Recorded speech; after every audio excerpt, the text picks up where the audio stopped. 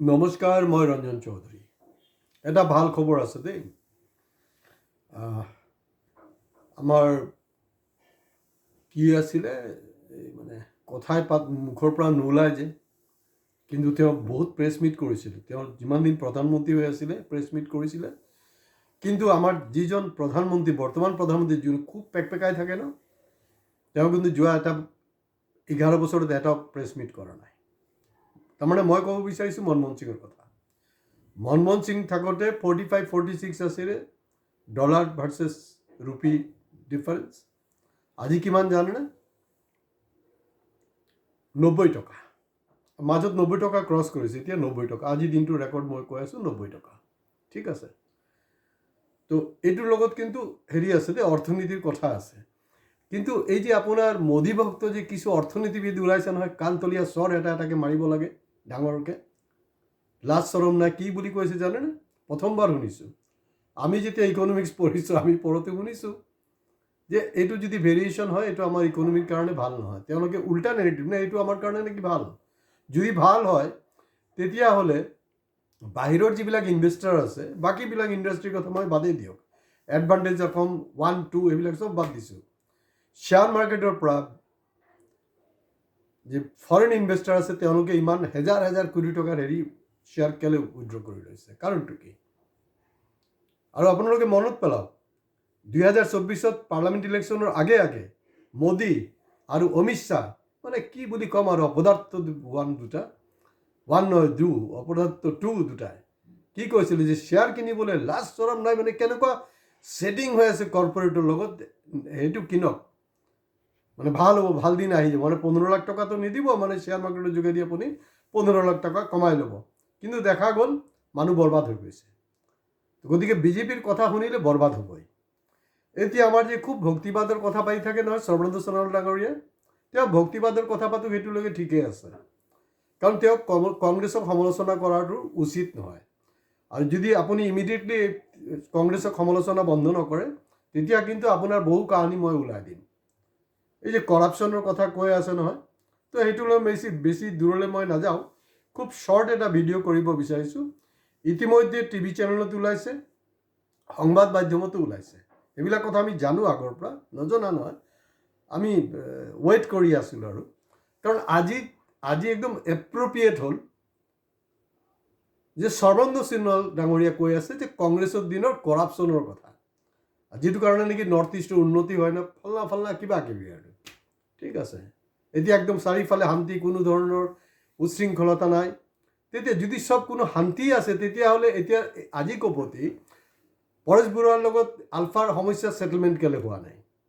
যদি শান্তি আছে তেতিয়াহ'লে 1971 বস্তুটো এতিয়ালৈকে নিষ্পত্তি কেলে হোৱা নাই? যদি শান্তি আছে তেতিয়াহ'লে অসম চুক্তি আখৰে আখৰে কিয় পালন হোৱা নাই? যদি শান্তি আছে তেতিয়াহ'লে স্পেচিয়েল আৰ্ম পাৱাৰ এক্ট অসমৰ পৰা উইথড্ৰ কিয় হোৱা নাই, বা নৰ্থ ইষ্টৰ পৰা কিয় উইথড্ৰ হোৱা নাই? কি ফাল্টু কথা পাতি আছে আপোনালোকে? যদি কংগ্ৰেছৰ সমালোচনাৰ কাৰণে ফিট মানুহ যদি কোনোবা আছে অসমত, সেয়া হ'ল আমাৰ ইণ্ডিয়াৰ আটাইতকৈ মানে পাৱাৰফুল মানুহ হিমন্ত বিশ্ব শৰ্মা। তেখেত সমালোচনা কৰে, সেইটো আমি অলপ বেয়াও নালাগে, ভাল মানে কৰিব পাৰে। কিন্তু আপুনিতো ভক্তিবাদৰ মানুহ, আপুনি ভক্তিৰ কথা বতৰা পাতক ন। এতিয়া আপোনাৰ কৰাপশ্যন লৈ মই আজি কথা নাপাতোঁ, বেলেগ এপিছ'ড কৰিম। সেইটো কাৰণে কৈ আছোঁ, আমি যিবিলাক কথা পাতোঁ, কোনো চেনেলৰ কাৰো বাপৰ ক্ষমতা নাই সেই আমি আমাৰ নিচিনাকৈ কথা পাতিবলৈ, বা উইথ ফেক্টছ এণ্ড ফিগাৰ্ছ। আমি সৰ্বানন্দ সোণোৱালৰ দুৰ্নীতিৰ কথা আমি উদগাই দিম। খালি এইখিনিত যোনটো সময় তেখেতে ষ্টেটমেণ্ট দি আছে কংগ্ৰেছৰ দুৰ্নীতিৰ কথা, মই স্পষ্টকৈ ক'ব বিচাৰিছোঁ যে আজিৰ দিনত যিবিলাক মানুহ কংগ্ৰেছত আছিলে, তেওঁলোক আজি বিজেপিত আছিলে, দবাই আছে।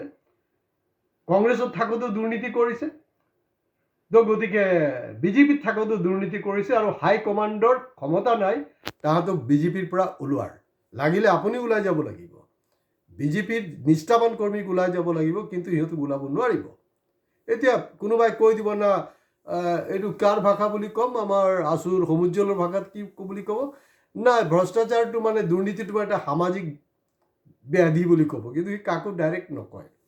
সি আৰেক ভক্তিবাদ চলাই আছে, দুটাতে একেই আৰু ককাই ভাই। তো এতিয়া মূল কথাটো হ'ল যে আপুনি কংগ্ৰেছৰ সম্পৰ্কে কৈ আছে, কিন্তু আপোনাৰ যে চেলা সুৰেণ ফুকন ডাঙৰীয়া, ঠিক আছে, সুৰেণ ফুকন ডাঙৰীয়া অতদিনে কি কৰি আছে, কৰাপশ্যন কি কৰা নাই কৰা, সেইবিলাক আপুনিও জানে, আমিও জানো, গোটেই ডিগবৈ সমষ্টিৰ মানুহে জানে, অসমৰ ৰাইজে জানে। পুলিচ প্ৰশাসন থকা স্বত্বেও কয়লাৰ গাড়ী আগবঢ়া সুৰেণ ফুকনে কিয় ধৰিবলৈ যায়? হঠাৎ ৰাতি আপোনাৰ কয়লাৰ গাড়ী ধৰে, আকৌ বন্ধ হৈ যায়, তাৰমানে মালটো পাই যায়, এই কথা বতৰাবিলাকতো ওলাইছে। কাৰণ তাৰ এটা কনষ্টিটুৱেঞ্চ মানে এটা কণ্টিনিউৱাছ মানে এটা প্ৰটেষ্টটো থাকিব লাগিব ন, ভিজিলেঞ্চটো থাকিব লাগিব, সেইটো নাই। যেতিয়া ভাস্কৰ শৰ্মাৰ পৰা মালটো নাপাব তেতিয়া তেনেকৈ কি কৰিব? এতিয়া নতুনকৈ যোনটো ওলাইছে এইটো হ'লগৈ মাৰাত্মক। যদিও এইটো লৈ মানে তেওঁলোকৰ সুৰেণ ফুকনৰ পৰিয়ালত ক'ত হুলস্থুল হৈছিলে, আপোনাৰ এই পৰকীয়া প্ৰেম, এতিয়াতো পেপাৰে চেপাৰে যি পাই আছোঁ, অলৰেডি নাকি কাৰোবাক বিয়া কৰিলে, ছোৱালী এগৰাকীক বিয়া কৰিলেই। আৰু আমি জনামতে 2017-18 ঘৰত বহুত ডাঙৰ এটা কাজিয়া হৈছিলে, আৰু সেইটো সময়ত সুৰেণ ফুকনৰ য'ত ঘৰ তাত কিন্তু আশে পাশে মানুহবিলাকে গম পায়, কাৰণ তেওঁৰ পৰিয়ালে কৈছিলে একদম কোবাই দিম বোলে তাইক ইয়াত আনিলে, কিন্তু সেইবিলাক কৰিছে। আৰু হিমন্ত বিশ্ব শৰ্মা কৈ আছে কি 2টা বিয়া কৰিব নোৱাৰিব, সেইবিলাকতো হৈয়ে আছে চব কাৰবাৰ। এতিয়া পেপাৰত ওলাইছে যে তেওঁলোকে তাৰ যি এফিডেভিট দিব লাগে ইলেকশ্যনত সেইটো দিয়া নাই, কিন্তু আচলতে এনেকুৱা লেটিপেটি কিবা আছে। তো সেইটোত ইমান টেনশ্যন ল'ব লগা নাই। তেওঁলোকৰ গুৰুদেৱ কোন হয়? মোদীৰো একেই অৱস্থা। মোদীটো বাধ্য হয় আপোনাৰ 2014 যশোদা বয়নৰ নামটো দিবলৈ বাধ্য হ'ল। তো এইটো হ'লগৈ যে 2টা বিয়াৰ ক্ষেত্ৰত যে সেইবিলাক যে কৈ আছে, আপুনিতো বিয়া বাৰু কৰা নাই, আপুনি পৰকীয়া প্ৰেম আছে নাই মই সেইটো নাজানো, মই ইণ্টাৰেষ্টেডো নহয়। কিন্তু সুৰেণ ফুকনৰ ক্ষেত্ৰতো গোটেই বস্তুটো ওলাই গৈছে। আৰু আপুনি যিটো সময়ত ভ্ৰষ্টাচাৰৰ কথা কৈ আছে, দুৰ্নীতিৰ কথা কৈ আছে, আপোনাৰ চেলা আপোনাৰ লগত একেলগত AGP কৰা। আপুনি যেতিয়া বিজেপিলৈ গ'ল, তেওঁ সুৰেণ ফুকন বিজেপিলৈ গ'ল, বিজেপিৰ 2বাৰকৈ তেওঁ MLA হৈ আছে, সেইটো আপোনাৰ আশীৰ্বাদত। আৰু আপুনি জানে, ভালকৈ জানে যে সি এটা দুৰ্নীতিগ্ৰস্ত মানুহ হয়, আৰু তো অলৰেডি পেপাৰে চেপাৰে ওলাইছে কথাবিলাক। তাৰমানে এই যে ঠিকাদাৰবিলাকৰ অৱস্থা আজি কিন্তু অসমত বৰ মানে পানীত মানে হাঁহ নচৰা অৱস্থা হৈছে। আজি যে আপোনাৰ এই 4 লেনৰ কাম হোৱা নাই, কাৰণটো কি? সেইটো কাৰণ ঠিকাদাৰ দায়ী নহয়, কাৰণ ঠিকাদাৰক পইচা দিব লাগে, ফাল্টু পইচা দিব লাগে, তাৰ বিনিময়ত বিলো নাপায়। তো গতিকে কোন ইমান মানে ধৰ্মাত্মা আহিলে যে নিজৰ জেপৰ পইচা খৰচ কৰিব? তো গতিকে আজিৰ দিনটোত মানে কংগ্ৰেছ আৰু বিজেপি দুৰ্নীতিত এইটোৱে ডিফাৰেঞ্চ। কংগ্ৰেছৰ সময়তো দুৰ্নীতি হৈছিলে, এটা পাৰ্চেণ্টেজ ল'লে চেছ, কিন্তু তেওঁলোকৰ এতিয়া 100 টাইমছ পাৰ্চেণ্টেজ বঢ়াই দিছে বিজেপি পিৰিয়ডত। তাৰমানে দুৰ্নীতিটো 100 টাইমছ বেছি হৈছে। লাষ্ট কথাটো হ'ল এনেকুৱা যে তেওঁ যে ভয় ভাবুকি দেখুৱাই ঠিকাদাৰৰ পৰা যে পইচা হৰপ কৰিছে, এই কথা বতৰাবিলাক ইতিমধ্যে পেপাৰে চেপাৰে ওলাইছে। সেইটো আপোনালোকে চবেই জানে, মই গতিকে আৰু বেছি ডিটেইলছলৈ নাযাওঁ। কিন্তু সেইটোক মই দেখিছোঁ কিছু পৰ্টেলৰ আছে, এই যে 200 টকা এটা পালে যে নিউজ কৰি দিয়ে নহয়, তেনেকুৱা মানুহ আছে। তেনেকুৱা মানুহ কি কৰিছে জানেনে? তেওঁৰ এটা কাউণ্টাৰ দি আছে যে না এইটো অমুক নহয় তমুক নহয়। কি ইমানটো দৰকাৰ নাই নহয়। যদি আপুনি একেবাৰে সঁচা একদম ৰাজা হৰিশ্চন্দ্ৰ, কোনো আপোনাৰ প্ৰব্লেম নাই, যিজনে আপোনাৰ এগেইনষ্টত এই ধৰণৰ এলিগেশ্যন আনিছে তাৰ ওপৰত আপুনি হেৰি কৰি দিয়ক, মানহানি কেছ কৰক। কেলৈ মানহানি কেছ কৰা নাই? আপুনি মানহানি কেছ কৰক। মানহানি কেছ নকৰি এইসব মানে কিবা কিবি কথা বতৰা পাতি থাকিতো লাভ নাই। সেইটোক আকৌ হাইলাইট কৰি আছে কোনবিলাকে জানেনে? এই যে 200 টকা পায় যে, এই ভোপৰটো কেমেৰাটো লৈ গ'লে তাহাঁতক দি সেইবিলাক কৰি আছে। তো সেনেকৈতো নহ'ব। গতিকে ডিগবৈবাসী ৰাইজৰ এইটো দায়িত্ব, কাৰণ ইয়াৰ আমি পঞ্চায়ত ইলেকশ্যনৰ সময়তো দেখিছোঁ তেওঁৰ বিভিন্ন ধৰণৰ দুৰ্নীতি ভ্ৰষ্টাচাৰৰ পিছতো কিন্তু তেওঁৰ বিজেপি তাত ৰিজাল্ট ভাল কৰিছে।